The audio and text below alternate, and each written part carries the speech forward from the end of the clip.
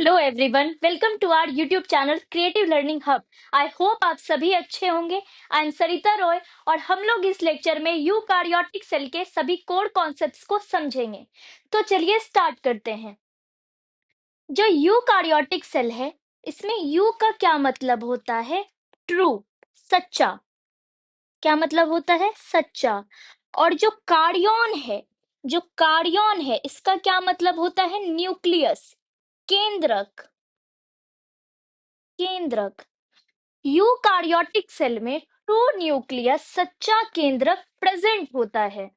ठीक। और जो मेम्ब्रेन बाउंड सेल ऑर्गेनिल्स हैं, झिल्ली से घिरे हुए कोशिका अंग हैं, या यूकार्योटिक सेल में देखने को मिलते हैं। मेम्ब्रेन बाउंड सेल ऑर्गेनिल्स ये यूकार्योटिक सेल में ही पाए जाते हैं। इससे पहले हमने प्रोकार्योटिक सेल पढ़ा था, तो उसमें कोई भी सेल ऑर्गेनिल्स मेम्ब्रेन बाउंडेड नहीं था। कोई भी कोशिका अंग झिल्ली से घिरा हुआ नहीं था। इससे पहले वाले लेक्चर में जब हमने 5 किंगडम क्लासिफिकेशन डिस्कस किया था, वहां हमने ये भी समझा था कि जो यूकार्योटिक सेल है या कौन कौन से किंगडम में देखने को मिलता है। तो यह प्रोटिस्टा जगत में देखने को मिलता है, या फंजाई में देखने को मिलता है, या प्लांटी में देखने को मिलता है, पादप कोशिका में देखने को मिलता है, और या एनिमेलिया में देखने को मिलता है। ठीक है। जो प्रोटिस्टा है, जो किंगडम प्रोटिस्टा है, इसके जो ऑर्गेनिज्म है, या कैसे ऑर्गेनिज्म होते हैं, या यूनिसेल्यूलर ऑर्गेनिज्म होते हैं, या एक सेल से बने होते हैं। और जो फंजाई, प्लांटी, एनिमेलिया है, इनके कैसे ऑर्गेनिज्म होते हैं? जो मल्टी सेल्यूलर होते हैं, एक से ज्यादा सेल से बने होते हैं। बाकी फंजाई कवक जगत में एक एक्सेप्शन देखने को मिलता है, वो है यीस्ट। क्या है? यीस्ट। यीस्ट एक ऐसा फंजाई है जो मल्टी सेल्यूलर ना होकर क्या होता है? यूनिसेल्यूलर होता है, एक ही सेल से बना होता है। यहां तक क्लियर है? तो हम लोग आगे चलेंगे। आगे क्या है? Eukaryotic cell. यूकार्योटिक सेल हमारे एनसीईआरटी में बेसिकली प्लांट सेल और एनिमल सेल को ज्यादा बताया गया है। मतलब ज्यादा डीप में इन दोनों सेल को एक्सप्लेन किया गया है। प्लांट सेल, पादप कोशिका ऐसा सेल है जिसमें सेल वॉल पाया जाता है। क्या होता है? कोशिका भित्ति पाई जाती है। जब श्वान ने अपनी सेल थ्योरी, कोशिका सिद्धांत को एक्सप्लेन किया था, तब उन्होंने भी कहा था कि जो प्लांट सेल है, प्लांट सेल में आउटर मोस्ट लेयर, सबसे बाहरी लेयर कोशिका भित्ति होती है, जो कि प्लांट सेल को प्रोटेक्शन प्रोवाइड करती है। और यह प्लांट सेल का एक यूनिक फीचर है। क्या है? एक यूनिक फीचर है जो सेल वॉल है या प्लांट सेल में मिलेगा, और यह एनिमल सेल में एब्सेंट होता है, या एनिमल सेल में, जंतु कोशिका में नहीं पाया जाता। वहीं सेल वॉल के अंदर प्लांट सेल में क्या देखने को मिलता है? Plasma membrane. और यह प्लाज्मा मेम्ब्रेन प्लांट सेल और एनिमल सेल दोनों सेल में पाया जाता है। जो प्लाज्मा झिल्ली होती है, या पादप कोशिका और जंतु कोशिका दोनों ही कोशिका में देखने को मिलती है। उसके बाद है प्लास्टिड्स, लवक। जो प्लास्टिड्स है, या सिर्फ प्लांट सेल पादप कोशिका में पाया जाता है। और इसका क्या काम है प्लांट सेल में? या प्लांट सेल को different type of colours provide करती है, अलग अलग तरह का रंग प्रदान करती है। जब कभी भी हम लोग लीफ को देखेंगे, पत्तों को देखेंगे, तो वो हमें हरे रंग का देखने को मिलता है। क्यों हरे रंग का देखने को मिलता है? क्योंकि उसमें प्लास्टिड्स का एक टाइप प्रेजेंट होता है, एक तरह का प्लास्टिड पाया जाता है जिसे हम लोग क्लोरोप्लास्ट कहते हैं। और जब कभी भी हम लोग फ्लावर को देखेंगे, फूल को देखेंगे, तो फूल तो अलग अलग रंग का पाया जाता है। यह अलग अलग रंग का क्यों होता है? क्योंकि उसमें प्लास्टिड का एक टाइप होता है, एक तरह का प्लास्टिड पाया जाता है जिसे हम लोग क्रोमोप्लास्ट कहते हैं। या हम लोग तब डिस्कस करेंगे जब हम लोग प्लास्टिड्स को अच्छे से डिस्कस कर रहे होंगे। उसके बाद है जो प्लास्टिड है, यह सिर्फ प्लांट सेल में पाया जाएगा, पादप कोशिका में मिलेगा, और एनिमल सेल में, जंतु कोशिका में ये एब्सेंट होता है। जंतु कोशिका में प्लास्टिड्स देखने को नहीं मिलता। उसके बाद है सेंट्रियोल। जो सेंट्रियोल ताड़क केंद्रक है, यह प्लांट सेल में नहीं पाया जाता। ताड़क केंद्रक सेंट्रियोल या प्लांट सेल में देखने को नहीं मिलता, और यह एनिमल सेल में हमें देखने को मिलता है। सेंट्रियोल का क्या काम है? जब कोशिका विभाजन होने वाला होता है, जब सेल डिवीजन होने वाला होता है, तब सेंट्रियोल जो है स्पिंडल फाइबर फॉर्म करता है, कुछ धागे जैसा स्ट्रक्चर बनाता है। इसके आगे क्या है? सेल वॉल, कोशिका भित्ति। कोशिका भित्ति क्या है? एक तरह का डेड लेयर, एक तरह का क्या है? Dead layer. और इसे हमने बैक्टीरियल सेल में भी देखा था। किसमें देखा था? इसे हमने बैक्टीरियल सेल में भी देखा था। बैक्टीरियल सेल में जो सेल वॉल है, कोशिका भित्ति, यह किससे बना होता है? यह पॉलीसेकेराइड और अमाइनो एसिड से मिलकर बना होता है। पॉलीसेकेराइड और अमाइनो एसिड से मिलकर बना होता है। उसके बाद यह हमें प्रोटिस्टा जगत में भी देखने को मिलता है, प्रोटिस्टा में भी देखने को मिलता है। और यह प्रोटिस्टा में किसका बना होता है? यह प्रोटिस्टा में सेल्यूलोज का बना होता है। किसका बना होता है? सेल्यूलोज का बना होता है। उसके बाद यह हमें कवक जगत में भी देखने को मिलता है, फंजाई में भी देखने को मिलता है। और फंजाई में ये किसका बना होता है? फंजाई में ये काइटिन का बना होता है। यह हमें प्लांट सेल में भी देखने को मिलेगा। और प्लांट सेल में यह किसका बना होगा? प्लांट सेल में ये हेमीसेल्यूलोज, हेमीसेल्यूलोज, हेमीसेल्यूलोज, सेल्यूलोज और प्रोटीन से मिलकर बना होता है। प्रोटीन से मिलकर बना होता है। जो एनिमल सेल है, एनिमल सेल में सेल वॉल एब्सेंट होता है। तो ऐसा क्वेश्चन भी पूछ सकता है कि बताइए कौन सा ऐसा सेल है जिसमें कोशिका भित्ति सेल वॉल देखने को नहीं मिलती? तो उसका आंसर क्या होगा? उसका आंसर एनिमल सेल होगा, जिसमें सेल वॉल देखने को नहीं मिलता। ठीक है, हम लोग यहाँ पर cell wall in plant cell को थोड़ा डीपली स्टडी करेंगे। जो अगर हम लोग दो प्लांट सेल को एक जगह रखेंगे, तो हमें प्लांट सेल वॉल में सेल वॉल के 3 लेयर देखने को मिलेंगे। कितने लेयर देखने को मिलेंगे? 3 लेयर देखने को मिलेंगे। और वो कौन कौन से हैं? वो है मिडिल लैमिला, प्राइमरी वॉल और सेकेंडरी वॉल। ठीक है, मिडिल लैमिला, प्राइमरी वॉल और सेकेंडरी वॉल। जब दो प्लांट सेल एक जगह रखे होते हैं, तब उसमें एक कॉमन लेयर देखने को मिलता है, जो है मिडिल लैमिला। और यह मिडिल लैमिला जो है, यह दो प्लांट सेल को आपस में जोड़े रखने में मदद करता है, आपस में जोड़ कर रखता है। और यह केमिकली, यह रासायनिक तौर पर किससे बना होता है? यह कैल्शियम पेक्टेट और मैग्नीशियम पेक्टेट से मिलकर बना होता है। किससे मिलकर बना होता है? कैल्शियम पेक्टेट और मैग्नीशियम पेक्टेट से मिलकर बना होता है। मिडिल लैमिला के अंदर हमें हमें सेल वॉल का कौन सा लेयर देखने को मिलेगा? ये है प्राइमरी वॉल। ये क्या है? Primary wall. और यह प्राइमरी वॉल किससे बना होता है? यह प्राइमरी वॉल हेमीसेल्यूलोज, सेल्यूलोज और प्रोटीन से मिलकर बना होता है।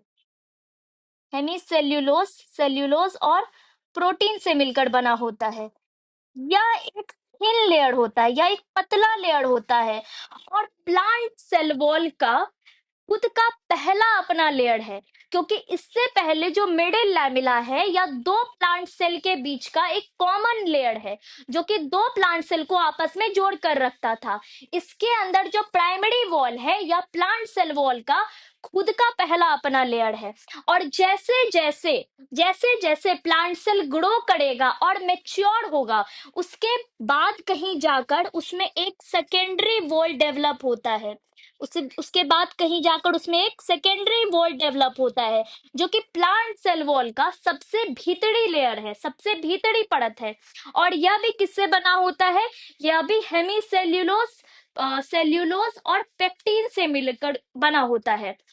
जो सेकेंडरी वॉल है, या प्राइमरी वॉल के कंपैरिजन में कैसा होता है? या प्राइमरी वॉल के कंपैरिजन में थिक होता है। और सेकेंडरी वॉल जो है, इसमें डिफरेंट टाइप ऑफ डिपोजिशंस भी देखने को मिल जाते हैं, डिफरेंट टाइप्स ऑफ डिपोजिशंस भी देखने को मिलते हैं। तो हमने क्या पढ़ा कि सेल वॉल का कितना लेयर है, सेल वॉल का टोटल 3 लेयर है। सबसे पहला लेयर मिडिल लैमेला है, उसके बाद प्राइमरी वॉल है, और उसके बाद क्या है, सबसे भीतरी लेयर सेकेंडरी वॉल है। जो प्राइमरी वॉल है, outermost layer of plant cell, जो पादप कोशिका का सबसे बाहरी लेयर। और यह किससे मिलकर बना है, यह कैल्शियम पेक्टेट और मैग्नीशियम पेक्टेट से मिलकर बना है। यह क्या करता है, दो प्लांट सेल को आपस में जोड़े रखने में मदद करता है। एक्सेस सीमेंटिंग, जैसे ही हम लोग ईंटे के बीच में सीमेंट भरते हैं और उसे वो क्या करता है, मजबूती प्रदान करता है, उसी तरह से यह मिडिल लैमेला जो है, यह दो प्लांट सेल को आपस में जोड़े रखने में मदद करता है और उसे मजबूती प्रदान करता है। ठीक। जब कभी भी, जैसे कि हमने मैंगो का एग्जांपल लेते हैं, मैंगो जब पक जाता है, आम जब पक जाता है, तब उसे हम लोग इजी तरह से दबा पाते हैं। क्यों दबा पाते हैं, क्योंकि उसका जो मिडिल लैमेला है, इस प्लांट सेल के बीच, इस प्लांट सेल का जब हम लोग दो सेल देखेंगे, तो इसके बीच का जो मिडिल लैमेला है, या पकने के बाद डिसॉल्व हो जाता है, या पकने के बाद गायब हो जाता है। इसीलिए इसीलिए अब जब ये मिडिल लैमेला गायब हो चुका है, तब यह तब तब जो इसे मजबूती प्रदान कर रहा था, वो अब नहीं है। इसीलिए हम लोग इसे इजिली दबा पाते हैं। वहीं जब आप कच्चा आम को छुएंगे, तो आप उसे आसानी से दबा नहीं पाएंगे, क्योंकि उसमें मिडिल लैमेला प्रेजेंट है। ठीक है। उसके बाद क्या है, प्राइमरी वॉल। प्राइमरी वॉल क्या है, मिडिल लेयर है किसी भी प्लांट सेल वॉल का, और यही सबसे पहला अपना लेयर होता है। ठीक। और यह किससे बना होता है, सेल्यूलोज, हेमी सेल्यूलोज और प्रोटीन से मिलकर बना होता है। और ये कैसा होता है, यह थिन लेयर होता है, या पतला लेयर होता है। जैसे जैसे प्लांट सेल ग्रो किया और मैच्योर हुआ, उसमें हमें सेकेंडरी वॉल देखने को मिलेगा, जो कि आयरन मोस्ट लेयर है, सबसे भीतरी लेयर है पादप कोशिका का। और यह किससे मिलकर बना है, यह सेल्यूलोज, हेमी सेल्यूलोज और लिग्निन से मिलकर बना है। और यह प्राइमरी वॉल के कंपैरिजन में थिक लेयर होता है, मोटा लेयर होता है। जब कभी भी हम लोग यंग प्लांट सेल को देखेंगे, तो यंग प्लांट सेल में हमें सेल वॉल का सिर्फ 2 लेयर देखने को मिलेगा। एक है मिडिल लैमेला देखने को मिलेगा, और एक है प्राइमरी वॉल देखने को मिलेगा। सेकेंडरी वॉल सिर्फ मेच्योर प्लांट सेल में ही देखने को मिलता है। सेल वॉल का क्या काम है, सेल वॉल का क्या काम है, सेल वॉल एक तरह का क्या है, डेड लेयर है। और यह क्या करता है, यह प्रोटेक्शन प्रोवाइड करता है, सुरक्षा प्रदान करता है, और यह रिजिडिटी देता है। सेल को क्या करता है, ठोस बनाकर रखता है। यह क्या करता है, एक सही आकार देता है, फिक्स्ड शेप प्रोवाइड करता है। और जब कभी भी मान लो कि हमने एनिमल सेल को पानी में डुबाया, ठीक, एनिमल सेल को हमने पानी में डुबा दिया, ठीक। अब वो पानी क्या करेगा, उस सेल के अंदर इंटर करेगा, उस सेल के अंदर इंटर करेगा, तो ये सेल क्या हो जाएगा, ये सेल फूल जाएगा, ये सेल क्या हो जाएगा, स्वेल कर जाएगा, फूल जाएगा। और अगर ये एनिमल सेल है, एनिमल सेल है, तो ये फट जाएगा। वहीं अगर ये प्लांट सेल होता, प्लांट सेल होता, ये क्या हो जाएगा, ये फट जाएगा। वहीं अगर ये प्लांट सेल होता तो ये नहीं फटता। क्यों, क्योंकि प्लांट सेल के पास सेल वॉल है, जो कि उसे बचा ले जाता है, प्रिवेंट ब्रस्टिंग इन हाइपोटोनिक सॉल्यूशन। सेल वॉल क्या करता है, प्लांट सेल में प्रेजेंट है, तो उसे वो हाइपोटोनिक सॉल्यूशन में फटने से बचा ले जाता है, नहीं फटने देता है। उसके बाद क्या है, प्लाज्मा मेम्ब्रेन, प्लाज्मा झिल्ली। प्लाज्मा झिल्ली जो है, यह प्रोकार्योटिक सेल और यूकार्योटिक सेल दोनों तरह के सेल में पाया जाता है। और इसका स्टडी कब स्टार्ट हुआ था, प्लाज्मा मेम्ब्रेन का स्टडी कब स्टार्ट हुआ था, जब इलेक्ट्रॉन माइक्रोस्कोप की डिस्कवरी हो गई थी तब। इलेक्ट्रॉन माइक्रोस्कोप की डिस्कवरी कब हुई थी, 1950 में। 1950 के बाद 1950 के बाद 1972 में दो साइंटिस्ट आते हैं जो है सिंगर और निकोलसन। ये एक्सप्लेन करते हैं प्लाज्मा मेम्ब्रेन के स्ट्रक्चर को। कैसे एक्सप्लेन करते हैं? अपने एक मॉडल के थ्रू, जो कि क्या है, जो है fluid mosaic model, fluid mosaic model. और इसमें ये क्या बताते हैं कि जो प्लाज्मा मेम्ब्रेन है या प्रोटीन का आइस बॉक्स है, ये क्या है, प्रोटीन का आइस बॉक्स है, जो कि लिपिड के समुद्र में तैर रहा है, जो कि क्या है, लिपिड के समुद्र में तैर रहा है, वसा के समुद्र में तैर रहा है। प्लाज्मा मेम्ब्रेन क्या है? Plasma membrane is a protein का आइस बॉक्स, प्रोटीन के आइस बॉक्स जैसा है, जो कि लिपिड के समुद्र में तैर रहा है। अगर हमें प्लाज्मा मेम्ब्रेन को अच्छे से समझना है, अगर हमें इसके स्ट्रक्चर को अच्छे से समझना है, तो हम इसके लिए सबसे अच्छा सेल होता है आरबीसी, क्योंकि आरबीसी ऐसा सेल है जिसमें कोई भी सेल ऑर्गेनेल्स, कोई भी कोशिका अंग देखने को नहीं मिलता। तो इसमें प्लाज्मा मेम्ब्रेन को हम लोग बहुत अच्छे से समझ पाएंगे। प्लाज्मा मेम्ब्रेन जो आरबीसी में पाया जाएगा, उसमें केमिकली, रासायनिक तौर पे 40% कार्बोहाइड्रेट मिलता है, 52% प्रोटीन देखने को मिलता है और 8% लिपिड देखने को मिलता है। ये डाटा हमारे एनसीईआरटी में दिया हुआ है, तो इसे याद रखें। Structure of plasma membrane, plasma membrane का स्ट्रक्चर।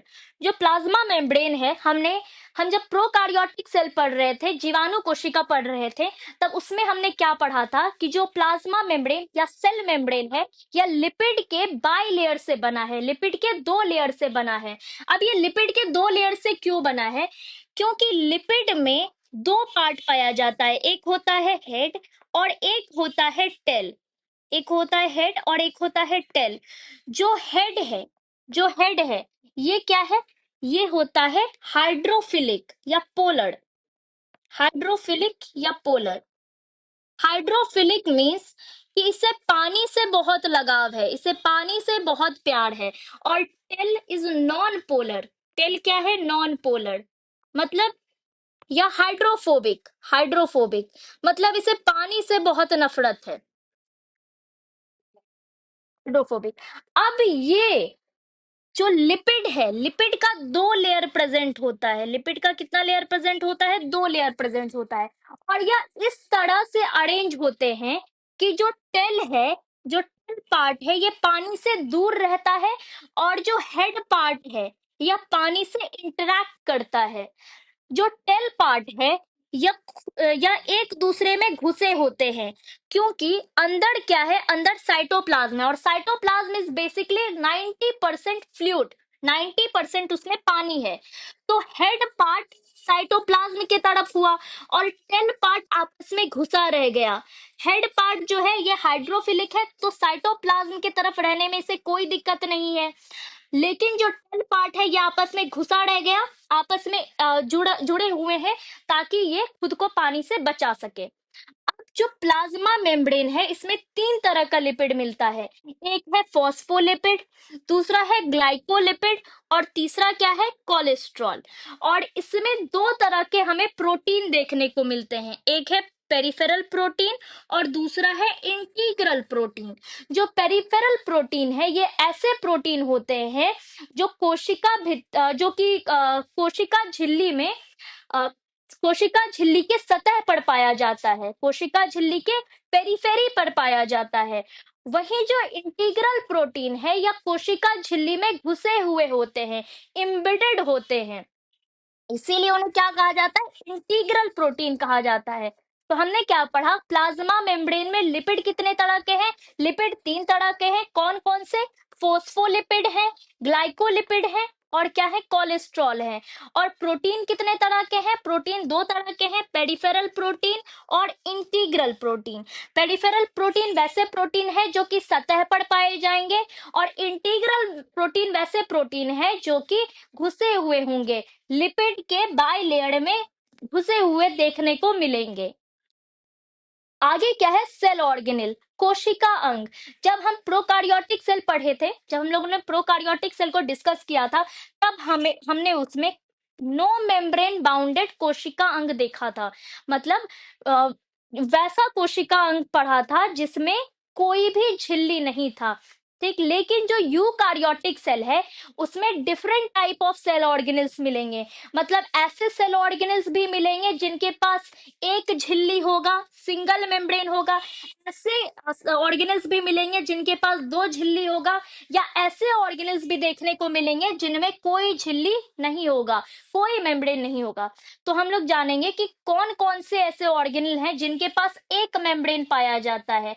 वो है Golgi body, endoplasmic reticulum, microbodies और लाइसोसोम। अब इसे याद कैसे रखें, तो GEML, जीमेल, इसे कैसे याद रखेंगे, जीमेल से याद रखेंगे, GEML से याद रखेंगे। जी फॉर गोल्जी बॉडी, इसे इंडोप्लाज्मिक रेटिकुलम, एल से माइक्रोबॉडीज और लाइसोसोम, ये ऐसे सेल ऑर्गेनिल्स हैं, ऐसे कोशिका अंग है जिनके पास एक मेम्ब्रेन होगा। अब क्या है, double membrane bounded cell organelles, वैसे कोशिका अंग जिनके पास दो मेम्ब्रेन देखने को मिलेगा। तो ये कौन कौन से हैं, ये है माइटोकॉन्ड्रिया, प्लास्टिड्स और न्यूक्लियस। ये तीन ही ऐसे सेल ऑर्गेनल हैं जिनके पास दो मेम्ब्रेन देखने को मिलता है। उसके बाद क्या है, no membrane bounded cell organelles, वैसा सेल ऑर्गेनल्स जिनके पास कोई मेम्ब्रेन नहीं है, जो झिल्ली रहित है। वो कौन है, राइबोसोम, सेंट्रोसोम और न्यूक्लियोलस, ठीक है। अब इन सभी सेल ऑर्गेनल्स को हम लोग नेक्स्ट लेक्चर में डिटेल में स्टडी करेंगे। तो आज के लिए इतना ही, तब तक के लिए पढ़ते रहिए, धन्यवाद।